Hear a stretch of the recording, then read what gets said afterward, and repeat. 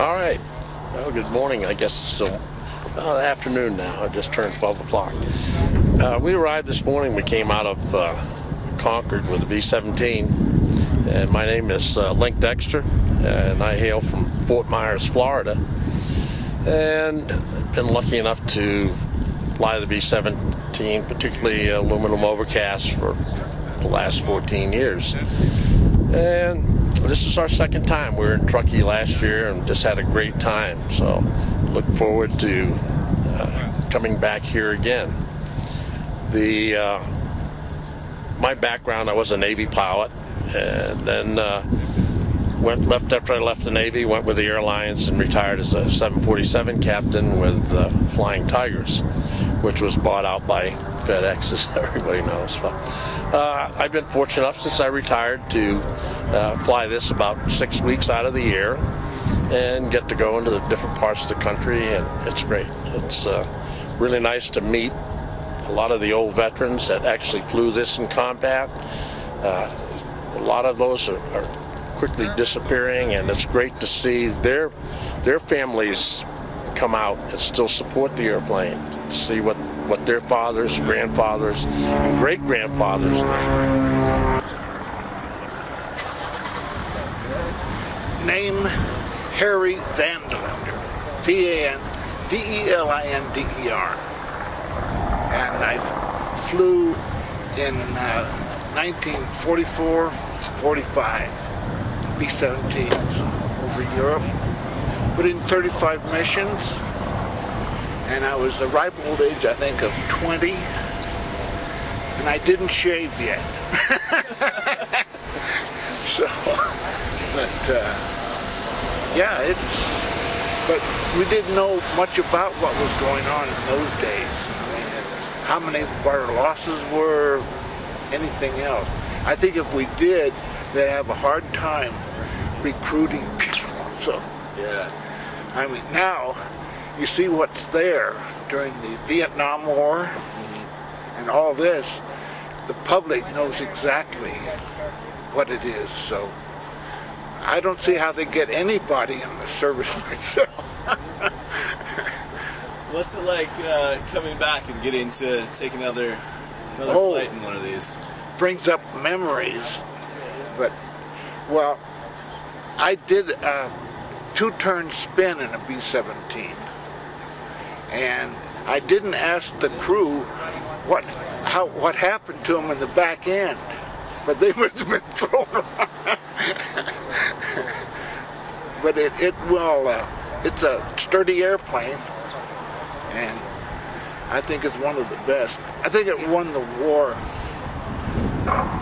WW2, and if the Germans had the B-17, I don't know whether we would have won or not.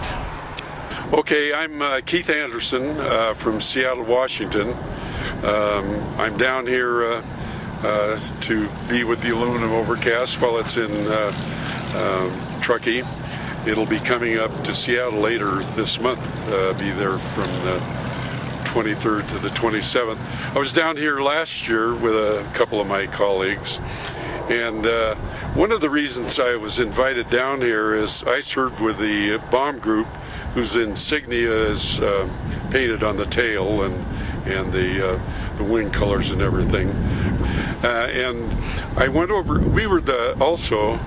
our group was kind of distinctive in that we were the last B-17 group that was assigned to the 8th Air Force. We flew over as a group started out in March and ended up landing in England on April 22nd of 1944. Became operational on May 6th through our first mission. And I was a co-pilot at that time on a lead crew. And lead crews didn't fly very often. We'd fly once a week or so, because we had to do a lot of practice missions and keep our bombing skills up and so forth. So I was with the group well up until March of 45, nearly a year, which was kind of unusual. So you guys, at that stage, you were went pretty deep into Germany at that point. Yeah, when we first started out, we flew into France a lot, of course, until it been mostly occupied. But yeah, our second mission was to Berlin, and I flew 3 missions into Berlin. We flew into Leipzig, Munich. My very last mission, which was on February 23rd of 45, was actually clear into Czechoslovakia. So that was a long haul. So you were had the P-51 escorted that Oh point? yeah, all the way. We couldn't have gone in without that escort. Of course, that last mission in February, by then the Luftwaffe had been pretty well wiped out. So that was a very interesting mission, and we flew most of it at about 12,000 feet altitude.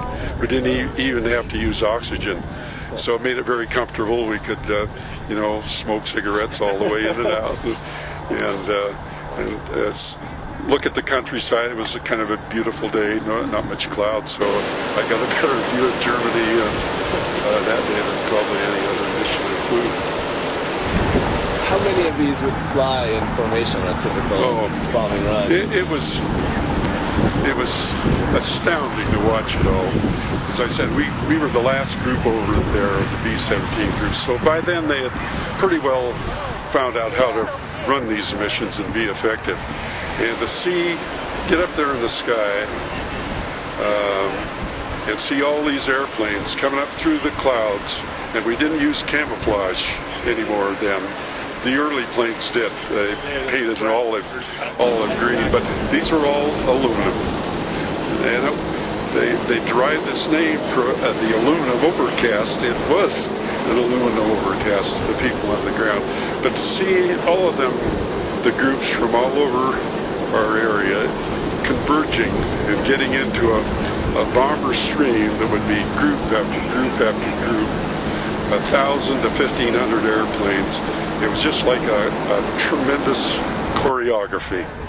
It was amazing to watch. I can remember sitting up there and thinking, my God, each one of those airplanes was carrying 2,700 gallons of gasoline. How did they ever get all that gasoline over? Yeah, and the bombs, it was stupendous organization.